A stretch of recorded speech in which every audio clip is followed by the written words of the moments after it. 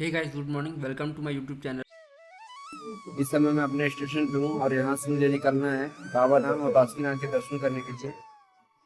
तो ये 2 दिन की ट्रिप होगी, जहाँ हम सुल्तानगंज से जल लेकर के बाबा धाम जाएंगे और फिर वहाँ से हम बासुकीनाथ का दर्शन करके वापस आएंगे देवघर। और देवघर से हम जेसीडी से अपनी ट्रेन वापस पकड़ेंगे। तो इस यात्रा में आप हमारे साथ बने रहिए और प्रेम से बोलिए हर हर महादेव। इस यात्रा की शुरुआत मेरे स्टेशन देवरिया उत्तर प्रदेश से होती है। वहाँ से हम पहुँचते हैं छपरा और फिर सुल्तानगंज की ओर रवाना होते हैं। सुल्तानगंज स्टेशन से बाहर निकलते ही हमें स्टेशन के पुनर्निर्माण का कार्य देखने को मिलता है, जो अमृत भारत योजना के तहत हो रहा होता है। स्टेशन से बाहर निकलते ही पूरा शहर भगवा रंग में रंगा हुआ नजर आता है, जहाँ हर जगह कांवर, पिट्ठू और बोल बम के पारंपरिक पोशाक बिक रहे होते हैं। हम भी अपने लिए बोल बम की पारंपरिक पोशाक खरीदते हैं तथा जल ले जाने हेतु पिट्ठू को चेक करके यहाँ से खरीद लेते। अब हमारी यात्रा यहाँ से शुरू होती है सुल्तानगंज के पवित्र गंगा घाट पे पहुँच के स्नान करने की। वह गंगा घाट जो कि धार्मिक दृष्टि से अत्यंत पवित्र माना जाता है, जो हमारे आस्थाओं को बल देने के साथ साथ हमारी सांस्कृतिक और धार्मिक परंपराओं को भी जोड़ता है। यहाँ से संकल्प करेंगे और संकल्प करके अपने जल को लेकर के यहाँ से निकलेंगे। देखिए इस समय सावन के बाद यहाँ पे बहुत ज़्यादा पुरोहित जी के द्वारा संकल्प कराए जाने के उपरांत हम यहाँ से पिट्ठू में जल लेकर के चल पड़ते हैं अपनी यात्रा पर।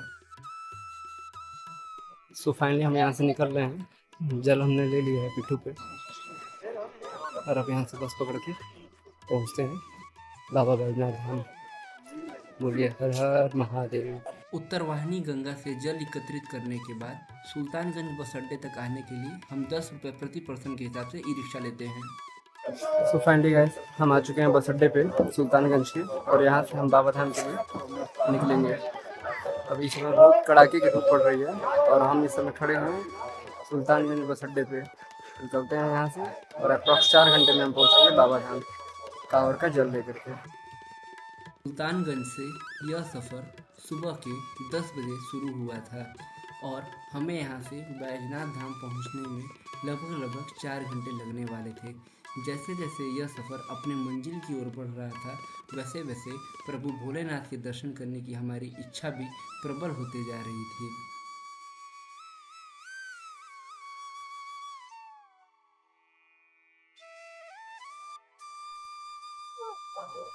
सुनिए गाइस, हम लोग को बस अड्डे पे उतार दिया गया है और यहाँ से हमें पैदल 1 किलोमीटर जाना है, फिर वहाँ से हम लाइन में जाएंगे।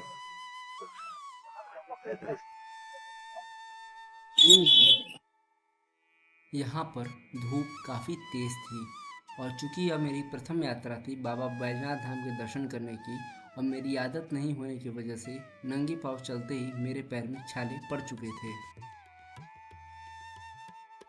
फिलहाल हम फाइनली इसी जगह पहुँचने वाले हैं। आज बहुत ज़्यादा कड़ी धूप है और अभी मैं आधा किलोमीटर ही चला हूँ, मेरे पैर में 3 छाले पड़ चुके हैं। प्यार से बोल।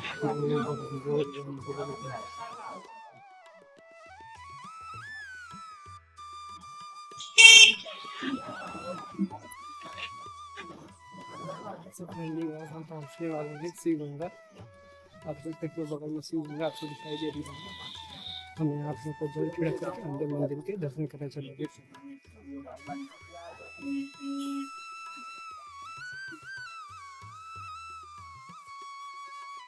हिंदू धर्म में ऐसी मान्यता है कि बाबा बैजनाथ धाम के दर्शन करने से पूर्व आपको इस शिव गंगा में स्नान करना होता है या इसका जल अपने ऊपर छिड़क के अपने आप को पवित्र करना होता है।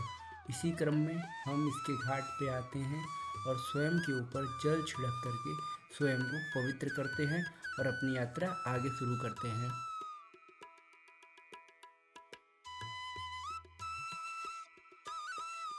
यहाँ शिव गंगा पर हमने अपने ऊपर जल छिड़क लिया है और यहाँ से हम दर्शन करने आगे करना।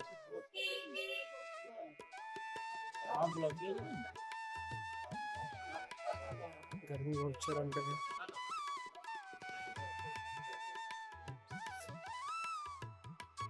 यहाँ हम अपने प्रथम पड़ाव पे पहुँच चुके थे, बाबा बैजनाथ धाम के दरबार में। जो ही हम प्रांगण में प्रवेश करते हैं, हमारा हृदय एक असीम शांति से भर उठता है। यहाँ हमारा प्रथम कार्य अपने लिए एक पंडा या पुरोहित को ढूंढना था, जो हमारे द्वारा लाए गए जल को संकल्प के द्वारा प्रभु के चरणों में अर्पित करने हेतु हमें अग्रसर करता। आप इस मंदिर की बनावट को देख सकते हैं, ये कितनी सुंदर दिखाई दे रही है। इस समय धूप बहुत ज़्यादा निकली हुई है और दोपहर के लगभग 2:15 बज रहे हैं। सावन का महीना न होने के बावजूद भी यहाँ भक्तों का तांता लगा हुआ है। यहाँ हम लाइन में लग करके प्रभु के दर्शन करने के बाद बासुकीनाथ के लिए अग्रसर होंगे।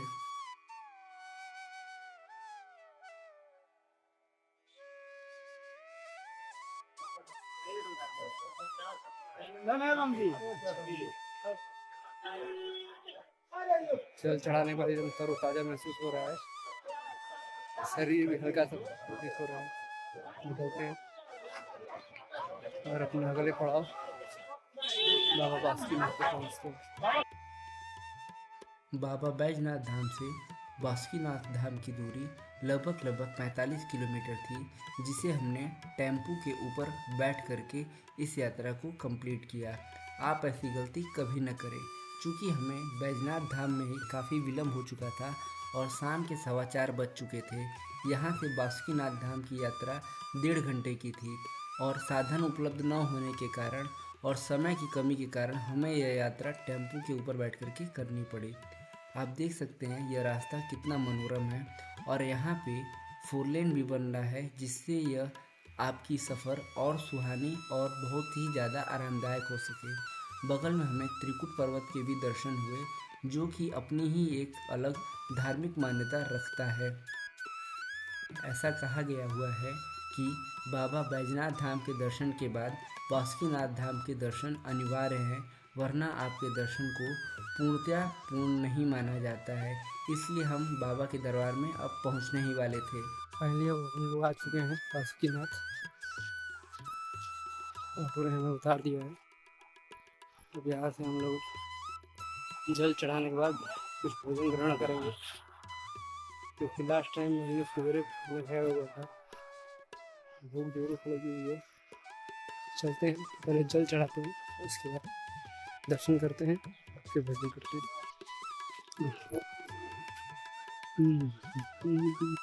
हिंदुओं में यह मान्यता है कि बाबा बैजनाथ धाम में विराजमान भगवान शिव जहां दीवानी मुकदमों की सुनवाई करते हैं, वहीं बैजनाथ धाम से लगभग 45 किलोमीटर दूर बासुकीनाथ में विराजित भोलेनाथ श्रद्धालुओं की फौजदारी फरियाद सुनते हैं और उसका निराकरण करते हैं। बासुकीनाथ में भगवान शिव का स्वरूप नागेश का है।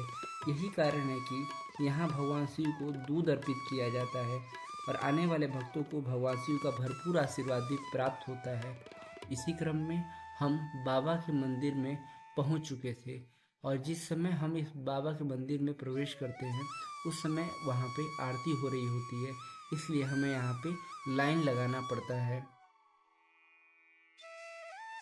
इस मंदिर का इतिहास भी समुद्र मंथन के समय का है, जब मंदार पर्वत को मथनी के रूप में और वासुकी नाग को रस्सी के रूप में प्रयोग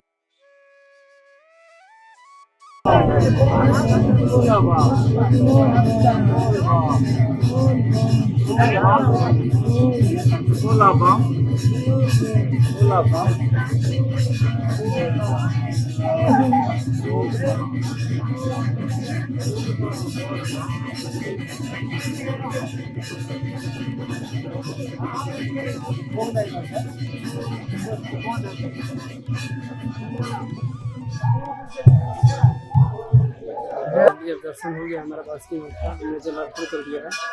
अब चलते हैं, कुछ जलपान करते हैं। फाइनली अब हम लोग आ चुके हैं देवघर में, क्योंकि यहाँ पे लग रहा है बारिश हुई है। देखो आप, पूरा चारों तरफ जो है पानी ही पानी है।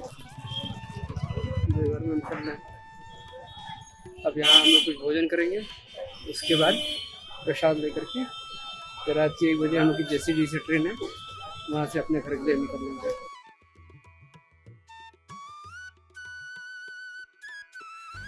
इस तरह हम अपनी यात्रा के समापन की ओर धीरे धीरे अग्रसर हो रहे थे।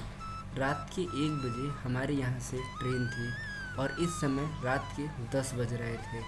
हमें यहाँ से JCD स्टेशन के लिए निकलना था, परंतु निकलने से पूर्व हमारी इच्छा एक बार पुनः बाबा के दरबार में पहुँच करके अपनी हाजिरी लगाने की हुई। इसलिए हम फिर से पहुँच गए बाबा बैजनाथ धाम के दरबार में उनके दर्शन को करने के लिए। बाबा बैजनाथ धाम तीर्थस्थलों और 12 ज्योतिर्लिंगों में से एक है। इसे भगवान शिव का सबसे पवित्र स्थल माना जाता है। ये एक ज्योतिर्लिंग है जो शक्तिपीठ भी है और मान्यता ये भी है कि इसकी स्थापना स्वयं भगवान विष्णु ने की थी। मान्यता है कि इस मंदिर में आने वाले भक्तों की सभी मनोकामनाएं पूरी होती हैं। इसलिए मंदिर में स्थापित शिवलिंग को कामना लिंग के नाम से भी जाना जाता है। ये लिंग रावण की भक्ति का प्रतीक है। इस जगह को लोग बाबा बैजनाथ धाम के नाम से भी जानते हैं और यहाँ पे सावन में एक अलग ही महत्व होता है। पूरे 1 महीने तक यहाँ श्रावणी मेला लगता है। चूँकि हम सावन में नहीं आ पाए थे, इसलिए सावन बीतने के 15 दिन बाद हम यहाँ पे दर्शन करने आए और अपनी मनोकामना को प्रभु शिव के चरणों में अर्पित कर दिया। अगर आप इस वीडियो को यहाँ तक देखे हैं और आपको यह वीडियो पसंद आई है तो प्लीज़ मेरे चैनल को सब्सक्राइब ज़रूर करिएगा और इस वीडियो को लाइक करके अपने दोस्तों में शेयर ज़रूर करिएगा। मिलते हैं किसी और वीडियो में, तब तक के लिए बाय बाय, नमस्कार।